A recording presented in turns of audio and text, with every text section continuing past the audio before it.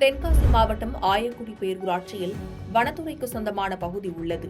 அந்த பகுதியில் ஆயக்குடி காவல் நிலைய உதவி ஆய்வாளர் தன்னிச்சையாக செயல்பட்டு இரவு நேரத்தில் வனத்துறைக்கு சொந்தமான மரத்தை வெட்டி பாதையை அடைத்துள்ளார். இந்த பாதையானது ஆயக்குடியிலிருந்து கம்பளி கிராமத்திற்கு செல்லும் பாதையாகும்.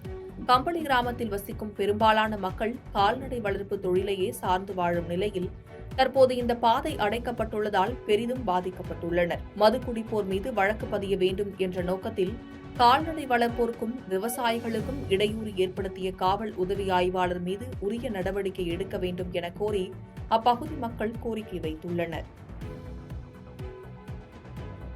பாதகம் செய்பவரை கண்டால் நாம் பயங்கொள்ளலாகாது பாப்பா, மோதி மிதித்து விடு பாப்பா, அவர் முகத்தில் உமிழ்ந்து விடு பாப்பா.